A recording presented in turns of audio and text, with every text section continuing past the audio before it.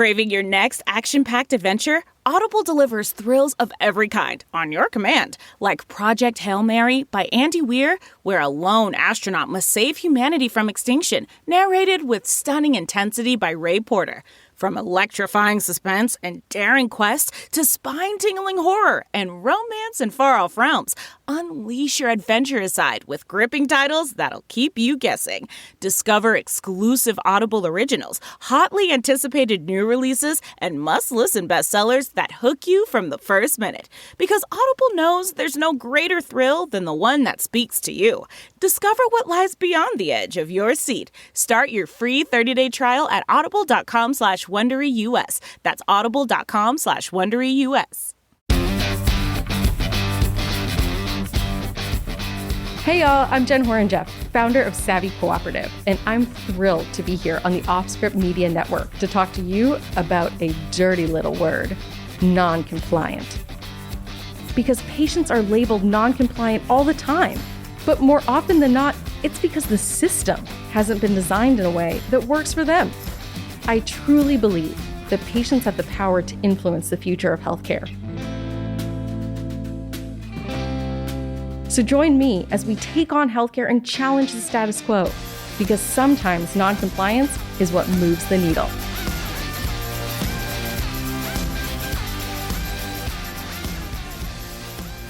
Hey Matt, what's going on? Oh my goodness, it's been a while. How you been? It has been a while, except it feels like 3 days ago, because this year and this past, I guess it's not even a year, it's more than a year now. Well, once we got past December 38th, I felt like, the new year really began. So it's wild that it's already 2021, but here we are. Yeah, and I got my vaccine shot. Well, rub that in my face, why don't you? Well, what did we agree? VOMO, vaccine of missing out. Vaccine of missing out? Can I claim that? I still putting my vote in for VaxGel. Vaccine jealousy. All right, that's just going to go on like urbandictionary.com or something. There's got to be deeper awkward meanings for all of that stuff. Yes, exactly. How about just because like Vax Jelly, it's just you can't do that. You can't. I got Vax Jelly. There are some, that actually sounds dirty. There are some neologisms that work, and there are some that just don't. Fine. This is up for debate for another time. Exactly. No, my wife was able to get her vaccination because she's a teacher. My parents were able to. My in-laws were able to because they're over 75. But again, like it was like talking to my policy friend how. Remember when the ACA website launched in 2010 and it crashed because too many people wanted to use it? Totally. Where I think people may have preemptively realized that could possibly happen, but they could not have possibly predicted how bad it was going to be. So they could only forecast 1 billion people wanting it at the same time instead of 1 trillion people wanting it at the same time. So we're hitting like refresh, like we're buying concert tickets at midnight, to go see the Counting Crows or wherever the hell it is going to be in college. And literally, finally, like the high school pops up or the arena pops up and you get the thing. And my mom goes to this one on this day. My dad goes to this one at this day. My in-laws go to this one at this day. But I qualified as I did when Cuomo enacted the quarantine, the stay-at-home orders in March, which was a single business owner, essential worker in media. That in order for me to produce, hey, I didn't say it, he said it, right? So yes, you didn't see my head tilt with that comment. Not to disrespect what you do, but that's a very niche thing. It is extremely niche. We follow the rules. Not that the cops were stopping me at the Brooklyn Bridge when I drove in March, April, May, June, July, but I went back on the site. Sure enough, that was still there.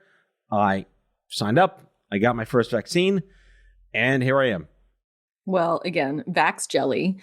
Because that is not my experience. My mother is an HCP, so she actually got the first dose of her vaccine the second day the vaccine was out in the United States. I sighed a huge sigh of relief because my mother is also high risk and old. And I hope she's not listening. We love you, Mom. We love you, Mom. And so I was so relieved. I cried when she showed me the proof of vaccination, if you will. So I was super thrilled for that. My sister, also an HCP, has her first dose of her vaccine coming up next week. My father, who's also old, he couldn't get an appointment until mid to late March. Whoa. But meanwhile, the immunocompromised one over here is twiddling her thumbs, hoping for her number to be called. And if you're tracking here in New York, Cuomo just announced that we're going to be rolling into the next phase, which does in fact include people who are immunocompromised. However, it is so vague and there has been so little information shared about how you qualify. Is this self-certified?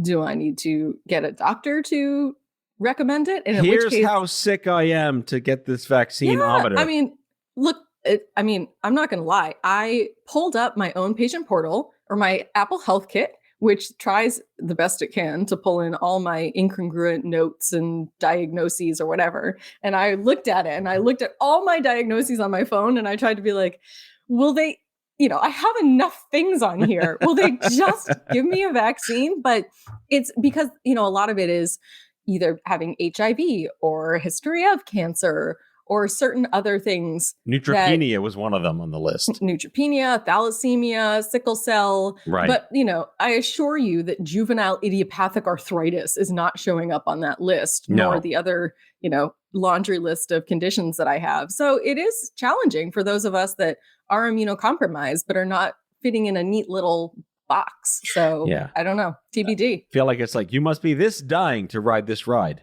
Yeah, exactly. And it's funny. My mother's been on me about it. She literally just texted me this minute. She just texted me. We were channeling her? We were channeling her. She's probably like, did you just say that I was old? No, she's probably got this spidey sense about the vaccine because we were up late texting last night and she was like vax shaming me as if I didn't want to get it, which is bananas because I was all on her for making sure she got her dose. But because February 15th is the date that people who, have pre-existing health conditions under, XYZ criteria are eligible. It said today that they're going to open up scheduling on Sunday, February 14th. And so my day is clear also because what am I going to do? And I'm just going to sit there and refresh and see if I can get an appointment. It's literally like iHeartRadio concert tickets. I swear to God, it's the exact, if you go to the right website, that's what it is. And at 12:01 is when you start refreshing and find the nearest high school. I know they're opening Giant Stadium. They're opening, it's Shea, I'm going to call it Shea Stadium. It's Citi Field, but it's Shea Stadium.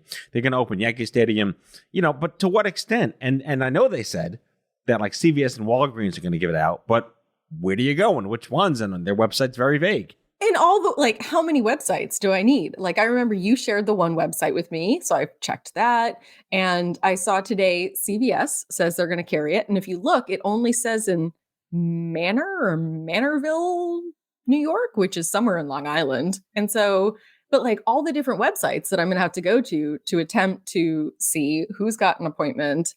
And I was listening to, I believe, another NPR podcast of some sort that was talking about some of the failures around people kind of gaming the system and signing up at multiple sites. Yep. And that sucks too. And I also do not want to be that white privileged person, going up to the Bronx and stealing doses from other people. And it's just, gosh, this is not a great rollout. I recently did a show with Dr. Lisa Richardson, who is the head of the Division of Cancer Control and Prevention at the CDC. She's a lovely, brilliant scientist and researcher. And we were casually discussing how, in fact, the government is going to, quote, certify people that get their second vaccination. Because they're saying the TSA is going to want to see it, that, certain airlines are going to want to see it. Uber may want to see it. Vax jelly passport. I'm serious. What is that going to be? And when is the black market opening to create the fake vaccination cards? And what's it going to look like? Oh my gosh, you're right. I definitely did have a fake ID when I was underage. So what would this say? I mean, I just see a huge entrepreneurial, opportunity, a white space, cash in on fake vaccination cards. I was part of, I believe, a clubhouse the other day that was talking about some of these things, right? Around the fact that we don't have a single system, and we shouldn't expect that for like whatever this sort of COVID passport would be either, that there will probably be multiple players in the space, which makes me feel like the analog to patient portals, where patients have to have 1,000 different portals, as I do, but then you have like an Apple Health Kit that's attempting to pull them all together. Although then the redundancies of the different diagnoses that I have, because it says something like, I was diagnosed with like juvenile arthritis in let's call it 2014 or something. So that would have made me 30, which I did not get diagnosed then, but that's because it's the date that got pulled into the system. Right. Yeah. So we were having another sort of what if scenario conversation. This is me with Dr. Lisa Richardson from the CDC, that should we just go out and host vaccine only social events and see who shows up or who tries to get in, and then we can card them with their fake blue light kind of fake CDC vaccine card or something.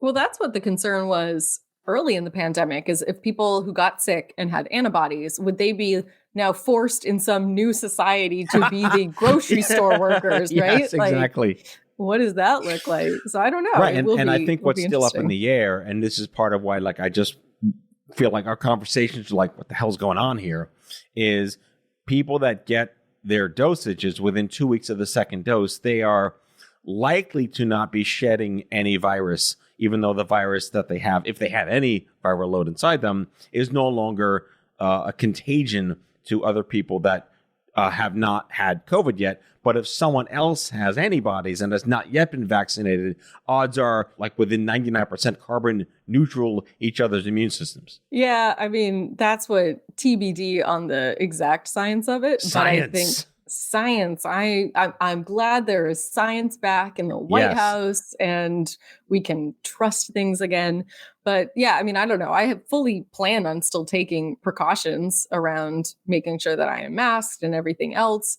I have not seen my family, who all live out in Massachusetts. I haven't seen them pretty much the entire year. I saw them one time for 4 hours in July when I finally broke down, rented a car, drove to Boston, a 3.5-hour drive, spent 4 hours hanging out in the backyard with my family from a very safe distance because I was terrified that I was the contagion coming from New York City. So like if they inched close, and we were all distant, but like if they got too close, I kept backing up. Quick, she's got some queens on her. Get her out of here. I was like, I can't kill my parents. It was too much of like a burden. So I was terrified, and I didn't stay overnight. I just got back in my rental car and drove back to New York the same day. Right. And that's the only time I have seen my family since last January.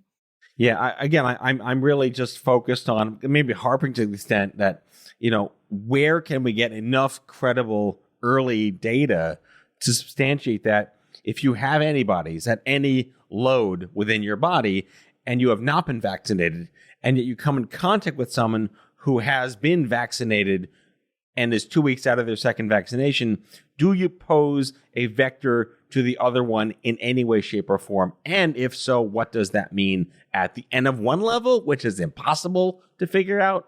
And then the other one is if you put 10 people in a room who've all been vaccinated for the second shot a week later, is it even remotely feasible that there's any virus happening in that room?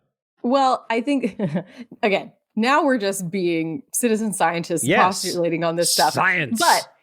But I mean, that's where, would it pose a risk to those 10 people in a room? Maybe not. But if you and I were in that 10 person room, and I came in, and even though I was vaccinated, but I had some of the virus somewhere in my little nosy nose, and I spread it to you, you have a vaccine, but now it's in your nosy nose, and you take it to your next party with somebody who hasn't been vaccinated. Like, I just don't think we know the data yet. So that's what, mask up, friends, mask up until we know more. Yeah, the anti-pox parties.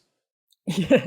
I'm coining that term. It's my term. They were coming off Super Bowl weekend here. And I mean, the idea of people getting together outside of their homes and having big Super Bowl parties is just so hard for me to get my head around, because still here in New York City, I just feel like, gosh, remembering what it was like at the beginning and all the death and all the refrigerated trucks on the street. It's just so hard to think of going back there. And now we're all like, yay, they're going down 30% decrease but that's because this spike from the holidays is over. Now we got to wait till Easter to show up. And so we'll get a spike in May. I'm hoping that it's trending in the right direction. I'm hopeful. I'm hopeful that the vaccines are going to roll out faster. And with J&J and AstraZeneca single dose vaccines coming to market. Yeah, the single doses will be a game changer. Yeah, for sure. So I'm feeling positive about it. If I could just go ahead and get one of my own. Yeah, exactly. Then I'll feel really positive. I also feel like you and I occupy a unique leadership space where I did get the vaccine because I could, but by posting it and telling people, it really did send a sign. Because I keep going back to this episode with Lisa Richardson, that I asked her point blank, can cancer patients get the vaccine? And she said, yes, and yes. If you're worried, talk to your oncologist, but ASCO has certified this and ESMO has certified this, and this has gone through all of the data and the research. Unless you are acutely immunocompromised, like neutropenic, like you said, you probably shouldn't, but you're probably in a hazmat suit somewhere anyway. So to that extent, it is not dangerous. And I want to do a shout out to the blatant assholes at Dodger Stadium that blocked the vaccine shots that they were giving out for free by like shutting down the parking lot. My gosh, did you see some of the stories about there was, I don't know where it was, but there was somebody or a team of HCPs, that healthcare providers, I'm sorry, I should keep clarifying my acronyms, that were like broken down in the snow somewhere, and they only had a few hours left in the vaccine doses that they had in their cars, so they just gave it to people on the who are also broken down in their cars. Yes, I saw that. That was amazing. I was like, I want that. That's like a Stephen King book waiting to happen. Something evil's going to show up after all of that anyway. Oh my gosh, no, I'd be like, here's my arm. Please inject me right now. I can't wait. I'm going to have a little vaccine party. I'm so excited. Oh, you saw that there was this this pharmacist in, I think, Wisconsin that intentionally destroyed vaccines that were delivered to his pharmacy because he doesn't believe in them. Special place in hell for that. Yeah. Nice guy. Really nice guy. Salt of the earth. Good people on both sides, right? So many people are dying. Right. It's terrible. I mean, honestly, I was also listening to a different NPR podcast. You can tell I like podcasts. Do you ever listen to Shortwave? Yes. Every now and then, yes. So this one was talking about... which one? Well, I guess the most recent one. And what did they call it?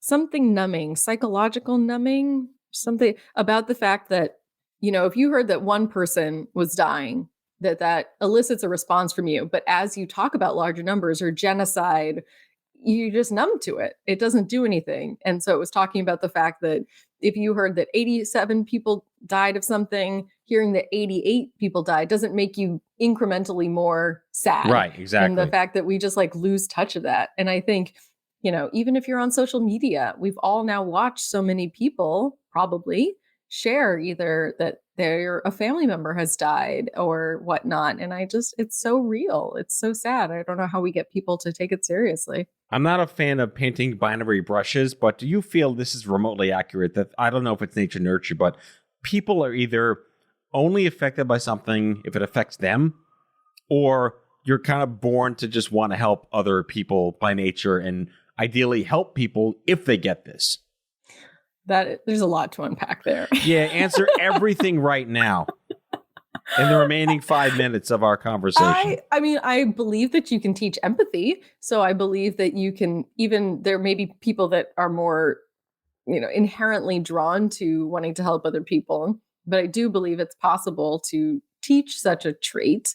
So yeah, nature versus nurture is probably a little bit of both.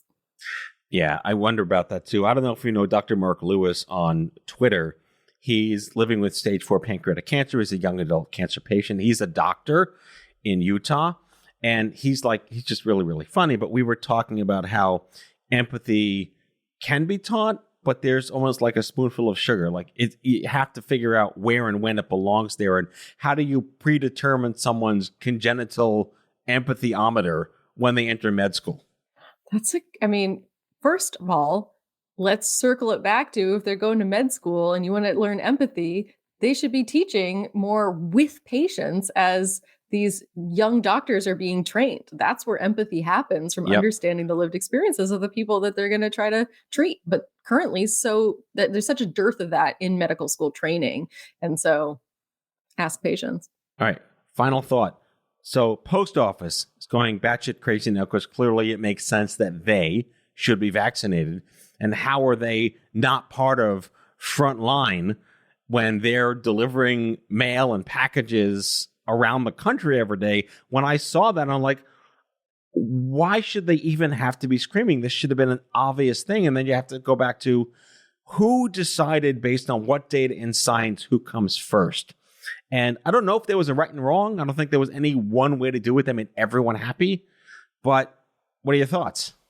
Well, I think coming back to that, here it is, mid-February. I would love to have a vaccine, but I also understand that here in New York, that is a position of privilege because there are so many other states that are just age-based and they are not getting to people with pre-existing conditions for a long time or any sort of disabilities. There have been huge campaigns in California to try to get them to add people with disabilities to the list. So I think to your point around, is it postal workers or how do we come up with who does this? I mean, obviously the CDC convened a panel to get some advice on this.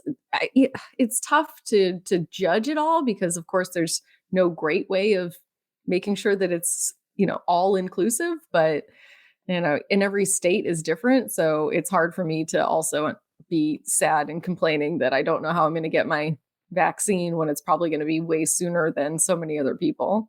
I think the greatest irony of this particular conversation that you and I are having is that, your segment is called Noncompliant, but here we are begging people to be compliant.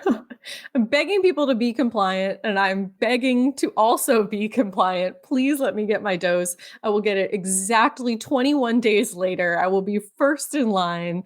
I will do everything that I can.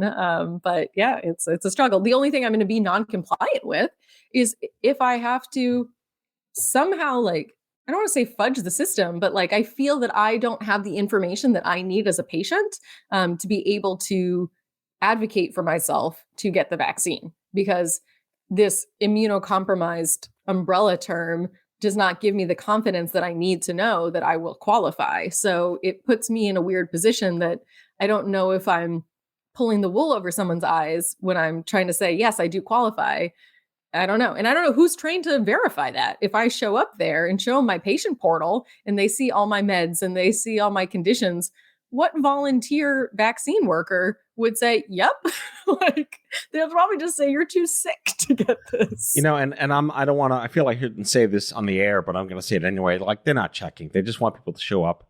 They just need your driver's license and you get a patient ID when you get your scheduling done. And no one's rifling through your medical records when you get there. You're just going to get there and get your shot. I mean, I don't know. I'll document it when the process happens and unfolds. Just give me the chance. I mean, I didn't feel like I was gaming the system because I was part of a category that they let you be. But to be honest with you, I don't want to tell everyone to just go there, pretend to be someone else they're not checking. But if it's there, you want to get it, and you really feel like you should be, and post workers should be, go forth. Yes, everybody can make their own decision. We're all, have our own agency. Morals and ethics and guidelines, oh my. I know. It's tough. And that's, I think, what everyone's struggling with. But my heart does go out to everybody else in similar positions that is trying to figure out when they can be. And for those people who are on the fence still and are not convinced that they should be getting a vaccine, I don't necessarily know the answer for that, but perhaps, doing some reading and future research to see that this is safe and effective. I am absolutely advocating that everybody I know gets it as soon as they can. #science. Yes, the return of science. Fantastic. I think on the next exciting episode of Noncompliant, where we're enforcing compliance, let's reconvene after you get your vaccine if it's not 7 weeks from now. I was going to say, oh my gosh, it's going to be forever from now. I'll see you in August, folks. Seriously, bye.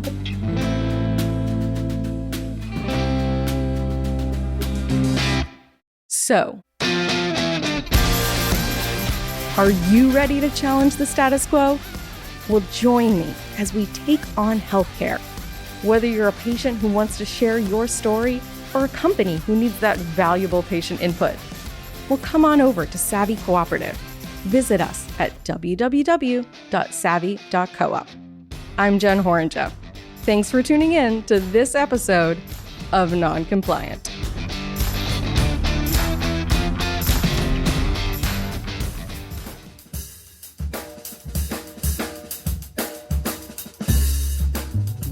That's all for today, folks. If you like the show, be sure to subscribe, leave a review, follow us on social, and tell all your friends to listen. Out of Patience with Matthew Zachary is a product of Offscript Media. Our executive producer is Matthew Zachary. Our senior producers are Jen Horonjeff and Andrew McDowell. Darren Tunn is our production intern. It is recorded, mixed, and edited by Matthew Zachary. Our theme music is by the Mike Van Allen Quintet and by Mara.